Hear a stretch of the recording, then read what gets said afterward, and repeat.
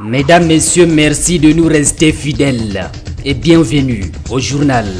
Au sommaire de cette édition, après une longue attente imposée par le Covid-19, le maire de la commune de Bagno et ses adjoints ont été officiellement installés dans leurs nouvelles fonctions par le préfet du département.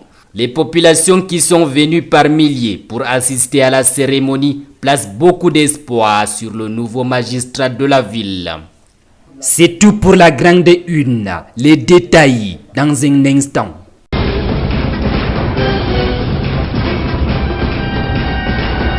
La place des fêtes de Bagno a servi de cadre à l'installation du nouvel exécutif municipal de la ville.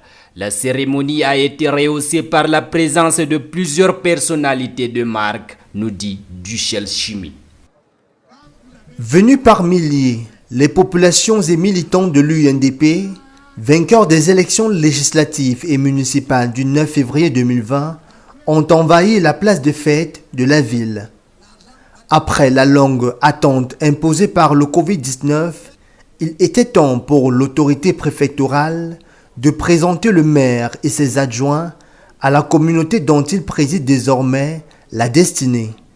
Le nouveau maire de la ville, qui n'a pas attendu longtemps pour imprégner sa marque, caresse le rêve de moderniser la commune de Bagno, une ambition qu'il partage avec tout son staff communal et auquel il a associé les forces vives à travers une approche communautaire de développement.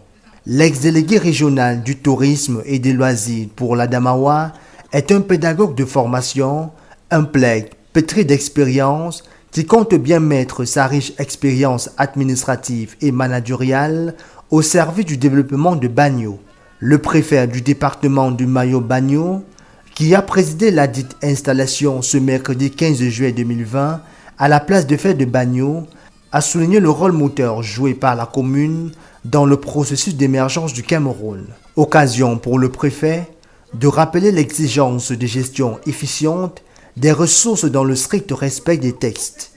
Une rigueur que compte bien incarner El Hadj Garba Soulé et ses adjoints pour marquer d'une empreinte progressiste ce premier mandat qu'ils savent déterminant.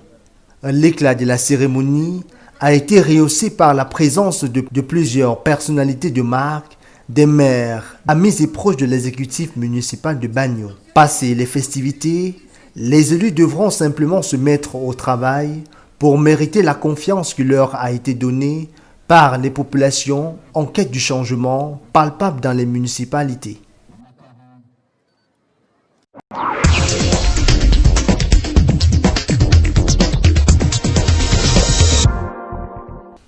L'élection municipale du 9 février dernier marque un tournant décisif dans l'histoire des collectivités territoriales décentralisées du Septentrion. Lassés par des années d'immobilisme caractérisées par un échec d'impulser le développement, les électeurs de cette partie du pays ont décidé d'opérer un renouvellement de la classe dirigeante des communes. Lointaine est en effet l'époque où le maire ou le délégué du gouvernement restait loin à l'écart du bas peuple, bradé derrière leurs bureaux et voitures.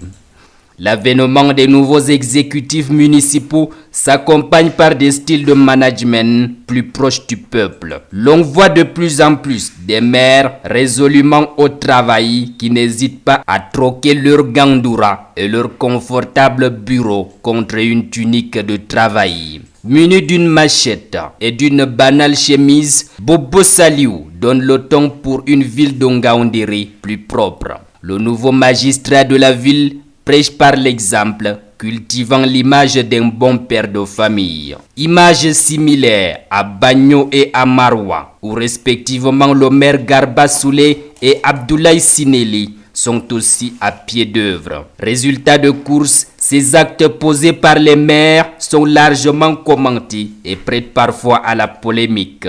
S'il est vrai que monsieur le maire s'attire des bonnes grâces de la population grâce à cette image tournée en boucle, beaucoup voient d'un mauvais œil cette opération de communication destinée à séduire le peuple. Pour leurs détracteurs, ces actions folkloriques ne sont qu'un écran de fumée savamment orchestré pour masquer les véritables problèmes des villes. En effet, à trop vouloir prendre des mesures symboliques, le retour au réel est parfois brutal. En Ngaoundéré, la voirie urbaine reste très dégradée malgré les actions du maire de la ville.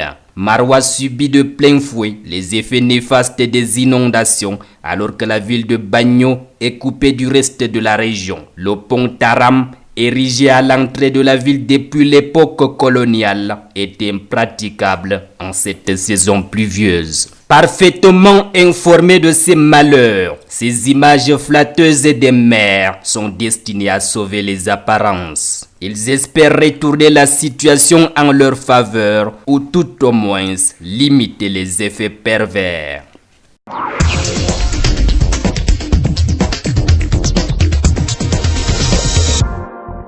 Le Cameroun a décidé de renoncer à l'organisation de la finale de la Ligue africaine des champions. Approché par la Confédération africaine de football pour abriter la toute première finale de la Champions League en terrain neutre, le pays de Roger Mila n'abritera pas la compétition prévue en septembre en raison du Covid-19. La CAF désire organiser au stade de Japoma les demi-finales Al-Ali face à Wydad Casablanca et Zamalek contre Raja et la finale de la prestigieuse compétition des clubs africains. Si les autorités camerounaises avancent comme raison la situation sanitaire liée au Covid-19 et la pluviométrie en septembre, beaucoup estiment le refus de Yaoundé à la peur du symbole des stades vides.